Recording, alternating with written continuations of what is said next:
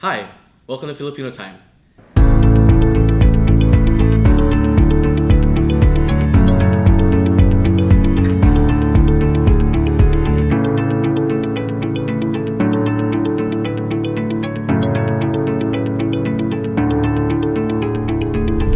Today I'm with an old friend actually, Karlo, and he's a banker, and he's got this really cool collection of vintage pieces and Japanese watches as well. So first thing I'd like to talk about is actually you're only 28 years old, Yes, 28. but you're already into watches, which is nice because it could be because I'm an older guy, so I don't see a lot of guys your age into watches. So it's nice to see that you've taken an interest. You mentioned that the gateway watch for you was actually an Invicta. Yes. So you can tell us about that watch, which is unfortunately not here today. Yeah. It all started with that Invicta. It was Okay. a Pro Diver, automatic Invicta. It's a Submariner homage. Yes. I was really drawn to it.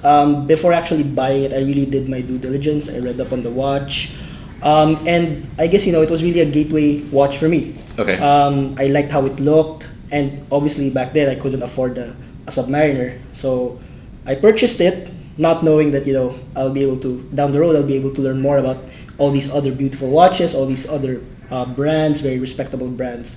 So yeah, that's how it all started. And How long ago was that? I think that was 2016. 2016. Yeah. Any reason why you sold the watch or Well, unload to reload? it was more of I was trying to consolidate my collection. Okay. So it wasn't. But actually, now looking back, I kind of regret it because it's my gateway. It's It was my the first gateway one, watch, yeah. Yes. So I kind of regret it. But if I buy a new one, it's not gonna be the same. Correct, yeah. But you have this really cool vintage collection, and actually a chunk of it are heirloom watches. Yes.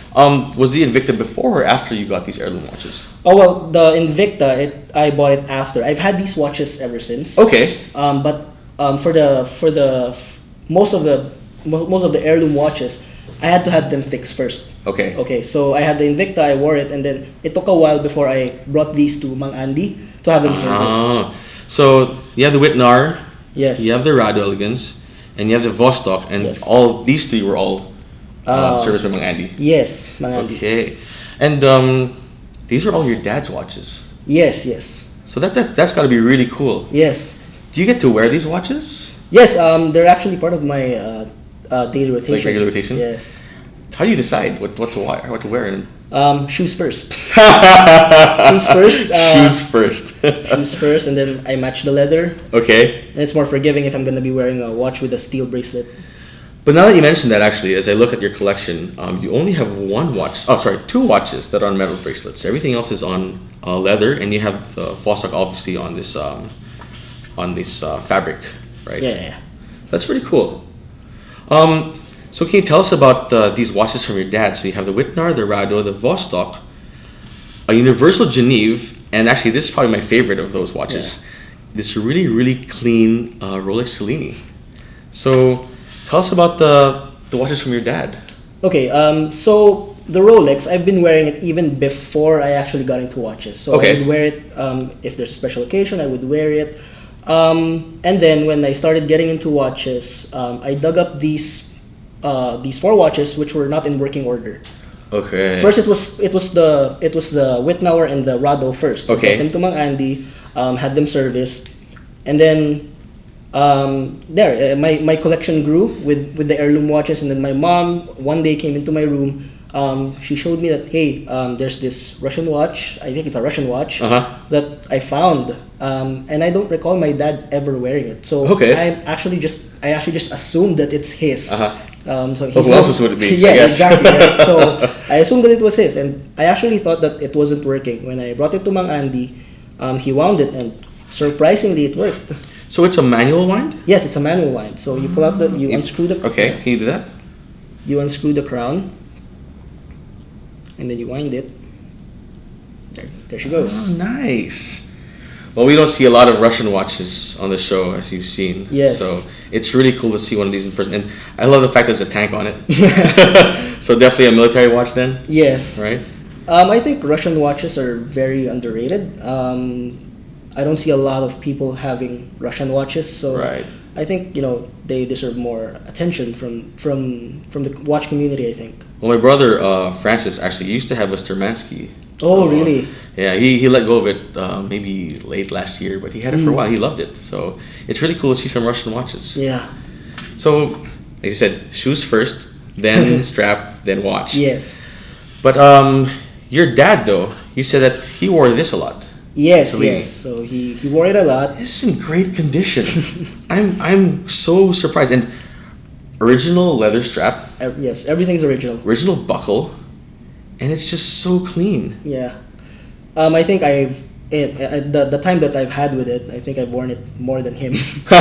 Him being the original owner, he seldom wore it, but I remember him wearing it in very special occasions. Any idea what your dad wore on a daily? Daily, he used to have a date just. He used to Okay. have a date just. He let it go. I was able to wear that date just, and I'm happy that he left me this. So it's very special for me. Yeah, definitely, definitely. Heirloom watches are great. Yes. So, are you into vintage or are you into modern watches? I think both. For the vintage, I guess right now, it's a way also for me to appreciate or to celebrate some brands or watches that I otherwise couldn't afford yet. Okay. So, I guess it's a little bit of both. For modern watches, I guess it's a plethora of choices that we have. So Yes, it's true. yeah, I think it's both. So, but you made one really cool vintage purchase quite recently, Yes. which is this Omega Seamaster. Yes, yes. So let us know, like, how did you come to this watch? Why did you choose? I mean, well, it's a great looking watch, so it's not surprising why you chose this. But Yes, yes. what drew you to the Seamaster? Actually, this particular model I've been eyeing for quite some time now. Okay. So I've been eyeing it, and I've lost a couple of listings, a couple of auctions. So it's been under my radar for quite some time. This particular Omega, and I was very lucky. I saw United Wrist. If you're familiar with that seller, Okay. United Wrist PH. His name's Mr. Christopher. If you're watching, this is your watch. Shout out. Yeah. Anyway, so I saw his listing, and it was, I think it was just 5 minutes from posting. I immediately messaged him, and then Was it an auction or was it a direct buy? or- no, it's a direct buy, and then we negotiated on the price. We were able to agree on a price, and I told him, hey, send it to me, buy a Grab, Okay. and he sent it to my office. I got Fantastic. it that same day, And when did you buy this again? Just like 3 weeks ago. 3 weeks ago. Well, it's nice to see it. And Yes. I love the case back with the seahorse and everything. It's Yes. really cool. You also have a pretty good Japanese collection. Yes, yes. And of course, unsurprisingly, it's a mixture of Seikos and Orients. Yes. So, which was first, Seiko or Orient? It was actually my first Japanese watch was actually a Seiko. Okay. I no longer have it with me. It was a Seiko SKX 009. Okay, that's I had it, yes, and I had it modded Uh-huh. into a GMT Batman, GMT2 Batman. I think I saw that post. Yeah. I think I saw that It's post. no longer here, unfortunately, but that was my first watch. Okay. And then after that came this one, this Orient Ray 2. Okay, the Ray 2. Yes, and I consider it my beater watch. So I've taken this to the beach. I've taken it to the pool. Okay. No worries about the watch if I bring it to the water. So it's my beater. Nice. Yes. Well, these Orients are very, very nice. Yes, very versatile, very well built. Yeah. And for the price, I mean, Yes. whew. Yeah, you get some good quality here. Yes, definitely. So the Ray came first, and then the Mako? Yes, the Mako came. This is actually a gift from my girlfriend. Oh. She gave it on my. So girls out there, you know, date your men. Watches. She has good choice. Yeah. Actually, she had to seek the help of some of my friends. Okay. What do I get Karlo for his birthday? What watch should I get? So shout out also to my friends who helped my girlfriend pick out the watch. And did this come in with a metal bracelet at the time? Yes, it did, and I immediately tossed out the metal bracelet and exchanged it for this leather strap. I like it. I like the combination of a black diver dial with a leather strap. I don't know, it really It draws. works quite well, and I like this white stitching on it too. Did you buy this locally or? Locally. I actually bought it from Asprey. Okay, nice. I bought it from Asprey. So I think if I were to own a Submariner down the road, I'd probably put it on a leather strap. Oh, the strap. Brown as well. Yes. You seem to love leather straps. I mean, My only issue with leather straps is something that gets sweaty. Although I do love the look, it's hard for me to wear. But I guess you're not as bad as I am in that regard. Well, I also sweat, so I also consider what I'll be doing for the day. So if it's just gonna be in the office, it's fine, I guess, to wear a watch with a leather strap. Cool. And then what came next? So after the Mako, came the Alpinist. Okay. So I bought the Alpinist, and I actually bought it shortly after it was discontinued because I was over the fence buying it. So I recall the price then was, I think, $300. Okay. So around 15. Mm-hmm. So and now it's and then when the discontinuation was announced, the price went up. That's right. And I told myself, okay, just buy it. You really like it, even if the price went up, buy it. So I did. I bought it, and I'm very happy with it. I love it. But the Alpinist it's a very nice watch. Yes. This is, I think, Seiko's version of the Explorer, Yes. right? So good. It's for mountains, right? Yes. On climbing and things like that. So it's a very, very nice watch. The green dial is beautiful. Yes. This has come in black and cream. Yes, in previous versions of Right. this. Yes. And of course, Wadinki has the blue one. The blue one Yeah. with 1,959 pieces in commemoration of the. I really like that, but the Anniversary. price is just Yeah, well, actually, the price was pretty reasonable when it came out. Yeah, the retail price was pretty reasonable. but the resale price now is Pretty wow. crazy. I mean, I can't blame them. There are people that want to buy it. So, yeah, but I was actually I actually got an email. okay, But from Wadinki. yes, I did. I got an email. But you didn't But- buy it. I got it at 4 a.m.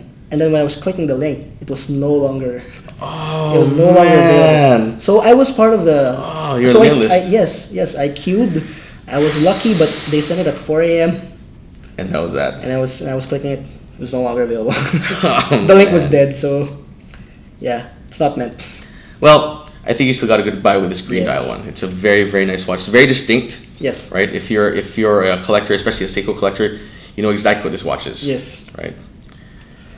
The last Seiko you've got, and it's funny that you came from the SKX 009 because Yes. that is a 40. I think a 42. Two? Yes. And the 013, 015 rather, sorry. The Yes, the 015. is a 38. 38. Yes. So you like watches a little bit smaller. it Yes. seems. Yes. Okay. This is the cousin of the SKX 013, the black one. That's right. Yes, Mhm. but I'm more drawn towards the Pepsi. The Yes. Pepsi, so I really sought this watch out, and I was pretty lucky. Somebody posted it. It's pretty rare to find. That's true. An SKX 015. Yeah, because the 013s and of course the 007s, 009s, they're pretty common Yeah. on SWCP Marketplace, for Yes, example. yes, they're pretty right? common. But you're right, the 015s, I haven't seen many of these actually. Yeah. So you prefer your watches smaller rather than bigger? Yeah, I think the sweet spot for me is around 38. I probably won't go above 40. So Okay. my biggest two watches are my two Orients. Orients. Yes.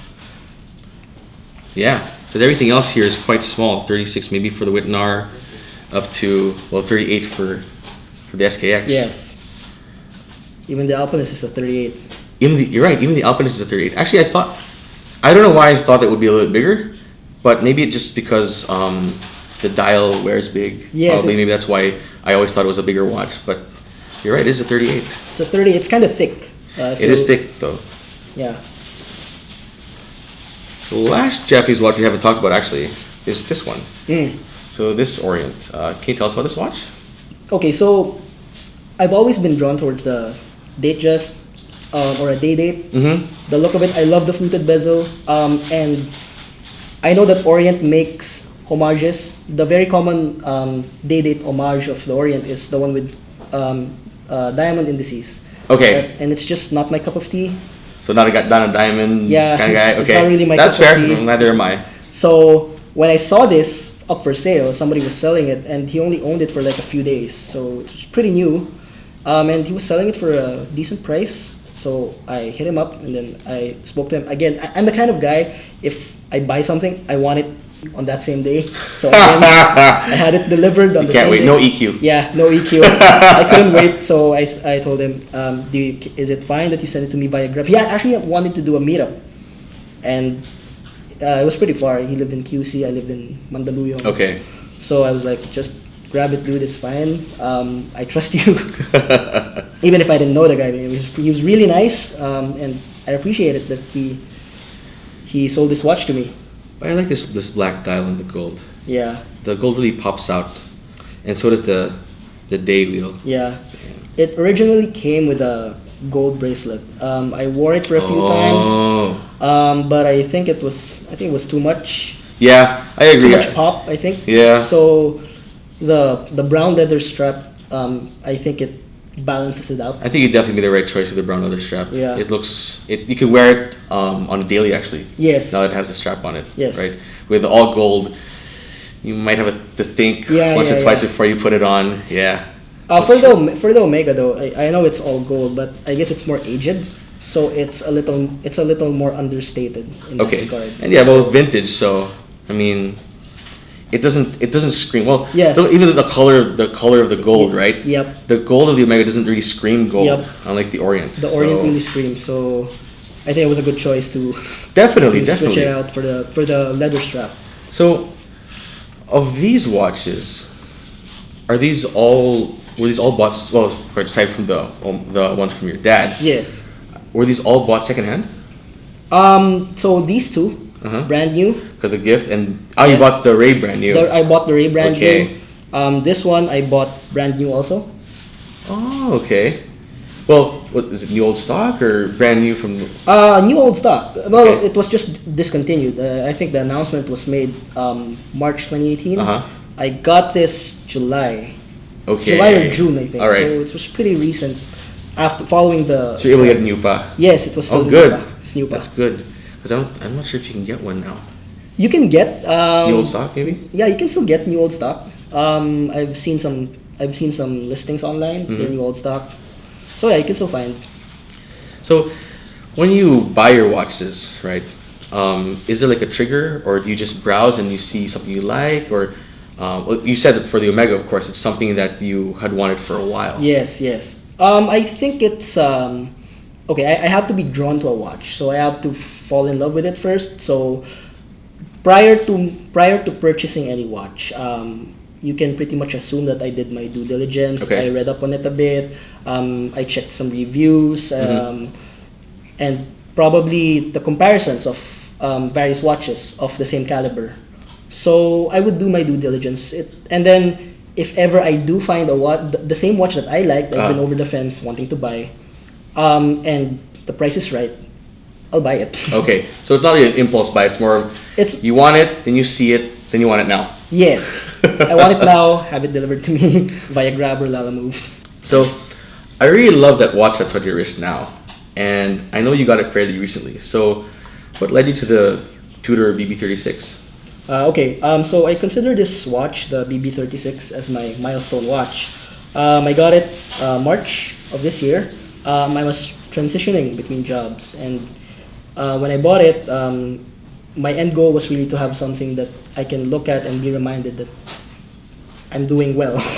Something like it's a pat on the back type of watch.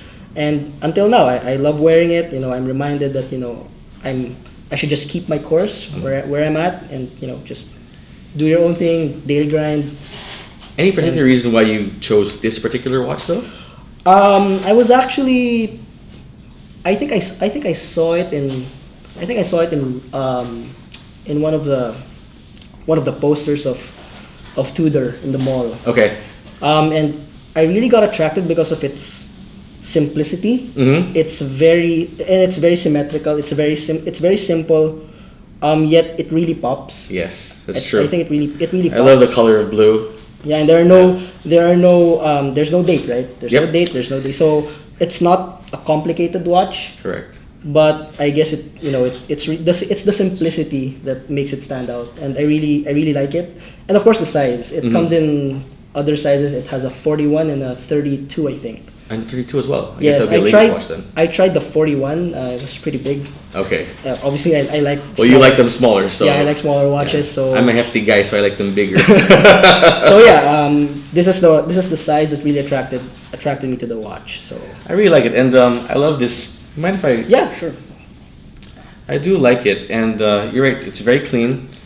I love the shade of blue of the dial. Yeah, it actually changes. As pointed out by Fed earlier, I love this smiley. Yeah. How the text is like a smiley on it, so that's pretty nice. So, you've gone from vintage, you've gone Japanese, you have your one modern Swiss. Yes. What's the ultimate watch for you? What's the Grail Watch? Grail Watch. Right now, I'm actually looking at a two-tone. Okay. A two-tone Datejust from Rolex. I recently asked in the dealer how much it costs, and it's pretty expensive. So I'm considering it my Grail Watch. So brand new. Yes. You want brand new. Brand new. Okay. Brand new, hopefully. So yeah, that's my Grail. I have some other watches that I also want, but I think I'll try to aim for that Grail. So actually, that'll be the next question. So if that's the Grail Watch, what's the next watch? Is there something you're looking for now? Something you want to ask our viewers if they have something for you, or? I'm actually looking for a Hamilton khaki mechanical. Okay. I'm looking for one. I'm really attracted to the simplicity of the watch is what makes it very attractive. Yes. So I'm looking for one. So under the radar for other watches, I think it's the khaki. It's the Hamilton. It's the Hamilton khaki, and then the Datejust. And the Datejust. Well, you can't go wrong with a Datejust Rolex. That's for sure. It's timeless, so. It is timeless. Fluted bezel, as you said. Yes, fluted bezel. Yeah. Well, thanks, Karlo. Thanks for stopping by and showing us your cool collection. I particularly love actually the vintage pieces. Thank you. I wish I could spend a bit more time with some of them and learn more. Actually, in fact, for the viewers out there, hold this first. We're actually trying to look for more information on this Wittnar. So if anybody has some cool info or tidbits for Karlo about the Wittnar, that'd be really, really appreciated. Thanks, Karlo. Thank you. See you guys next time.